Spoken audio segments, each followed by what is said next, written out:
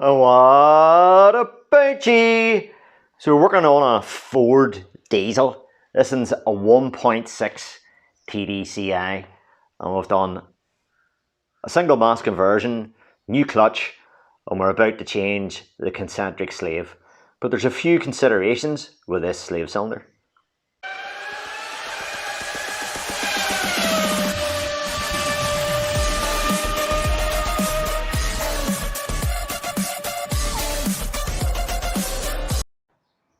So this is a Ford MTX75 gearbox. It's in a lot of the Ford TDCIs. Transit Connects, C-Maxes.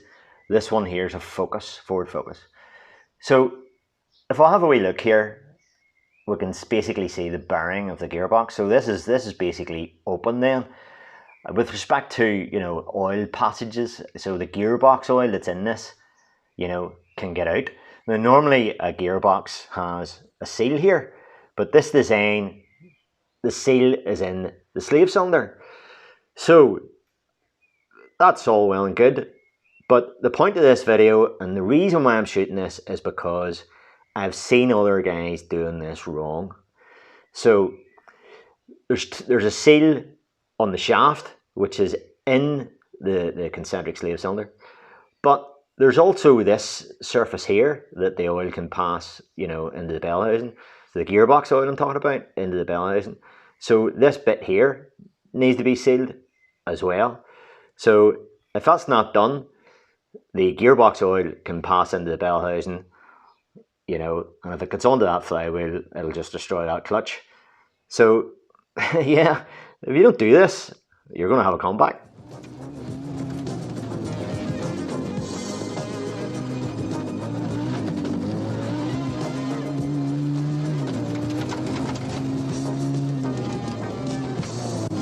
So this is the concentric sleeve out of that car. This is the one that came out of that car, and it's the original Ford part, and it's made by FTE. Let's see if we can get that in the shot. Look, I'm gonna pause. I'm gonna have so many questions about like the pedals. Okay, so there is I can see he's using 2 feet, 1 foot for the brake, 1 for the gas. Then there's this third pedal. There we go.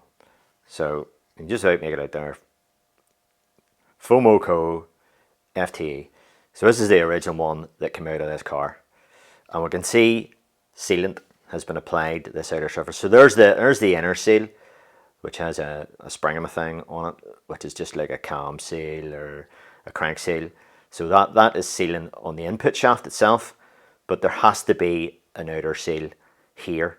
Now the original ones of this gearbox, the MTX75 gearbox, had an O-ring, and it didn't work basically. The gearbox oil did leak out of it. So this one didn't have an O-ring, this one was like this. So it does tell you that if you do have one with the original O-ring, to discard that and use this method. So we can see that it's a pretty beefy unit and all that there.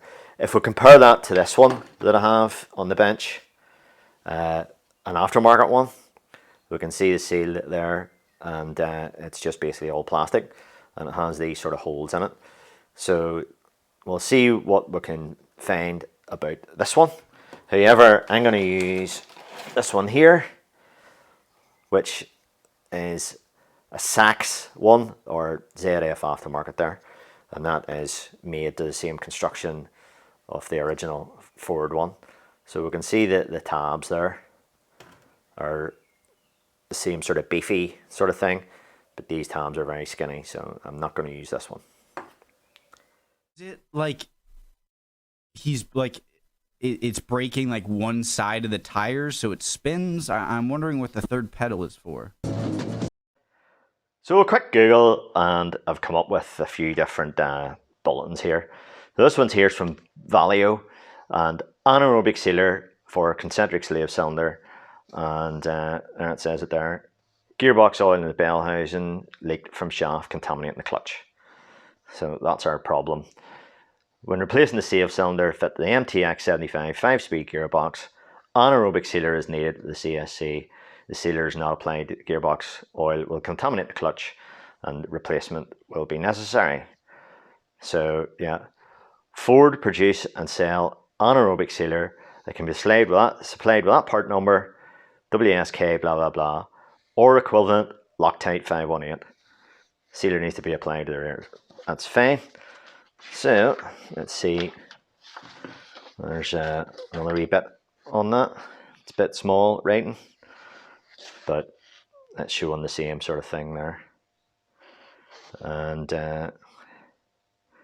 yeah, so that's the Ford sealant part number. Let's see what else have we got on this. That's much the same there. Gearbox oil in the bellows and leak from shaft contaminating the clutch. Oh yes, and that's a wee bit bigger. So yeah, Loctite 518. So if there's an old O-ring on it, you put that in the bin, remove and discard the used O-ring, and you apply sealant on that outer bit, and 11 Newton meters. So that's their old number, Loctite 518. So that's fine. So that's from Valio. I don't think this is a fourth pedal. I think that's just to get his left foot out of the way. You've got this center pedal and then these two side pedals. However, regarding if you're going to use one that looks like that, LUK one looks exactly like that. That's not an LUK one, but it's basically an LUK one. So there's a picture of that there, of somebody using it, and they have like a black sealant around it there. So that's clearly the same thing as that, you know. So let me see. Yeah, okay. Oh yeah, and there's their instructions.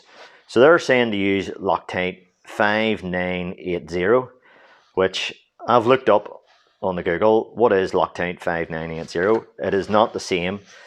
It doesn't say the word anaerobic in it. It's basically an RTV type, silicone based sealant, and room temperature vulcanization, RTV. So let me see. So this is the LUK Schaeffler instructions. Yes, use Loctite 5980. Discard your O-ring if present, and 11 Newton meters on the bolts, and there you go. So that's that one. That's the if you're going to use this plastic one. Now, what is that? What is he doing here? This ZF one here, which is basically the same as with a metal sleeve on it. Let me see. Yeah, there's a few destructions in here. Let's see if we can have a look at it. There we go. Sealant on it. So nice color photograph from that one. Clearly the right side has got to be the gas. So what does Ford say? So here's a bulletin from Ford. So that's that part number for this anaerobic sealant. So what is anaerobic sealant? And so it sort of tells you here a wee bit. The materials defined in these specifications: single component self-curing anaerobic compounds which remain liquid as long as they are exposed to air and solidification by polymerization, not evaporations, without significant shrinkage when confined between closely fitted metals in the absence of air. Right, anaerobic sealant basically means that if you have two machined components, two tight fitting components, going together, say like a cam carrier or something, then there's no presence of air, and the anaerobic sealant then will only solidify when the air is not present from this, what does it call it, polymerization, solidifying by polymerization, not evaporation. So with the absence of air, so RTV and silicone is used whenever you have a gap that you need to fill, and it goes off in the presence of air. So if you get RTV and squirt it on that bench there, it'll go hard after a period of time. Anaerobic sealant doesn't do that. If you squirt it on the bench, it doesn't go off. So it only goes off whenever it's tightly squeezed together. So people use RTV in the wrong places. So a good example is cam carriers where there's, you know, oil passages, and people use RTV and the RTV gets into the oil passages. Wrong stuff. You need to use anaerobic sealant. So anaerobic gaskets, basically.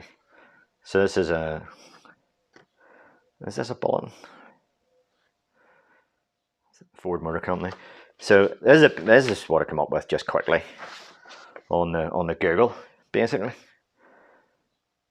So 1.8 Duratorque diesel, 2-litre Duratorque, bleed the clutch system, install and use a new clutch release burn sealant, Loctite 518. So that's what Ford is saying to use on there. That's a bigger one. Yeah. So that's their number for Loctite 518. There's other brands available from Loctite 518. You can, you know, Google Loctite 518 equivalent. What's the name of the company makes it? Can't remember just off the top of my head. If it comes to me, I'll say it. So 2 mil around that, and you note that big thick flange there, as opposed to the skinny one on it. So anyway, okay, so I have looked at other YouTube videos to see if other people are doing this, and I found a couple anyway where they don't. So I'm not going to show any of those clips. I'm not here to catch people out or show people or whatever, but my guess is that that big center pedal has got to be a main brake, right?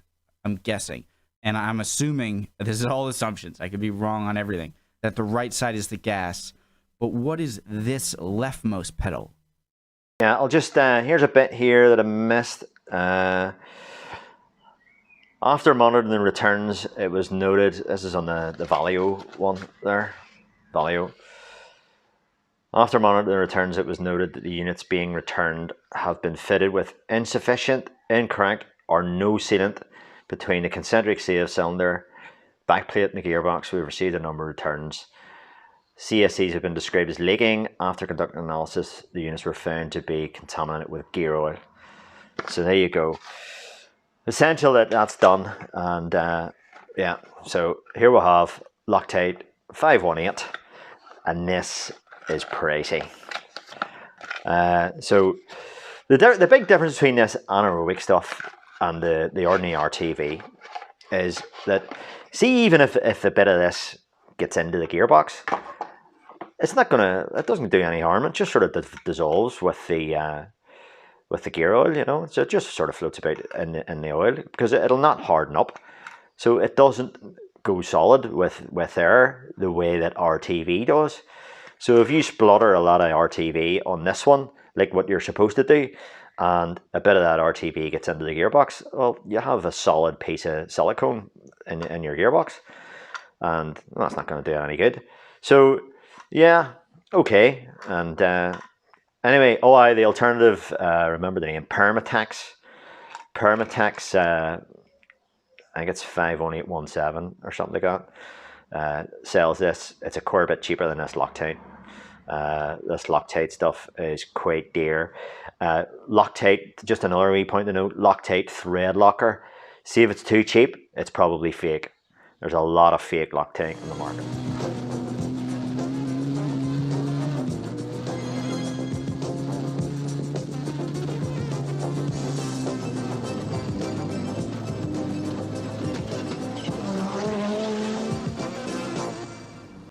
Anywho, that's it for this one. Maybe get something out of it. Many thanks. Have to put this all together, get this gearbox in for this guy. So there we go.